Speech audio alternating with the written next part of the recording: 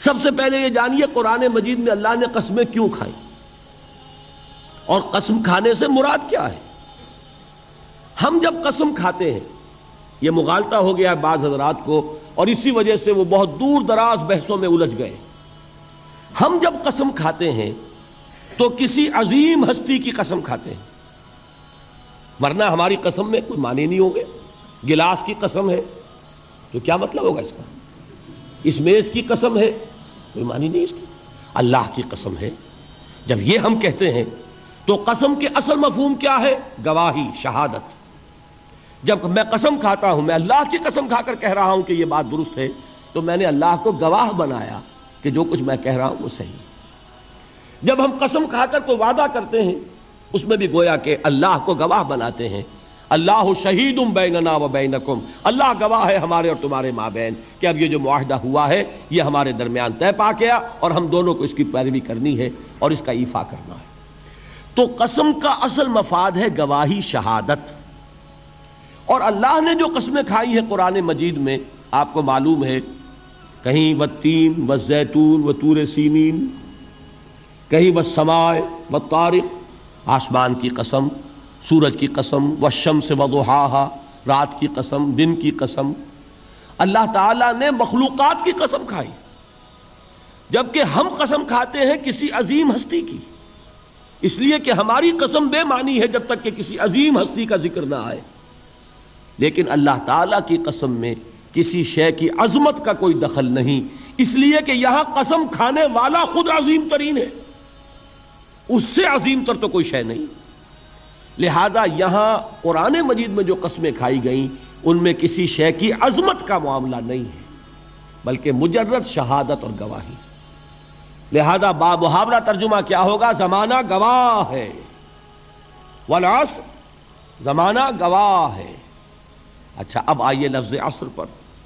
عصر کے معنی اب تک میں نے ترجمہ کیا زمانہ، لیکن زمانے کے لیے عربی میں کتنے الفاظ ہیں؟ زمان خود عربی کا لفظ، وقت عربی کا لفظ، دہر عربی کا لفظ، اور دہر پر تو آپ کو معلوم ہے کہ ایک پوری سورت ہے، سورۃ الدہر 29ویں پارے میں، جیسے یہاں سورۃ العصر ہے، عصر یہ بھی عربی کا لفظ۔ اب ان میں فرق کیا ہے؟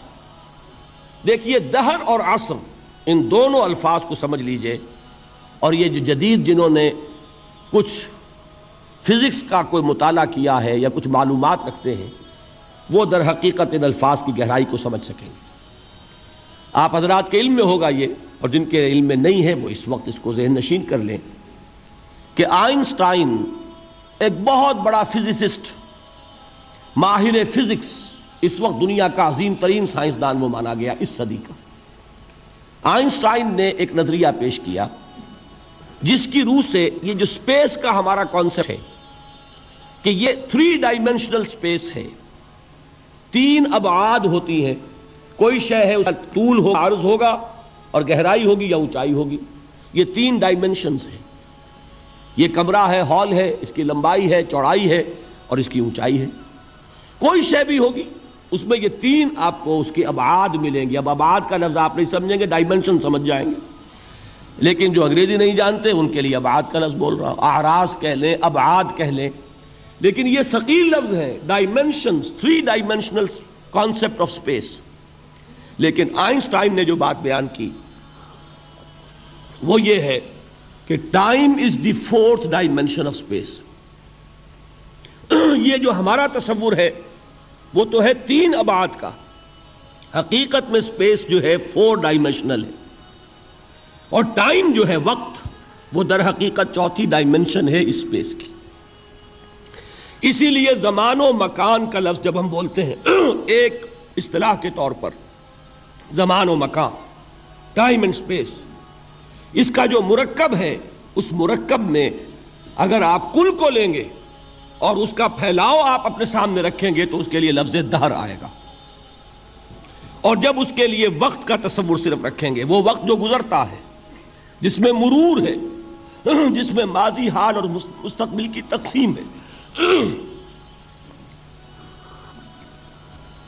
تو وہ وقت جو ہے سیریل ٹائم جسے کہا جاتا ہے انگریزی میں، زمان جاری، یہ عربی میں کہیں گے، یہ ہے عصر، گزرنے والا زمانہ، وہ زمانہ جو اس وقت حال ہے.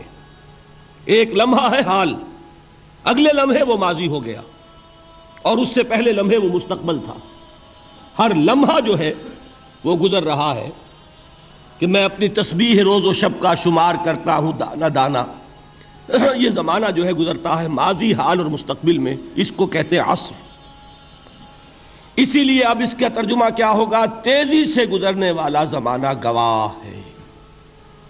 یہ زمانہ گزر رہا ہے، یہ تمہیں اپنی غفلت میں ٹھہرا ہوا نظر آ رہا ہے.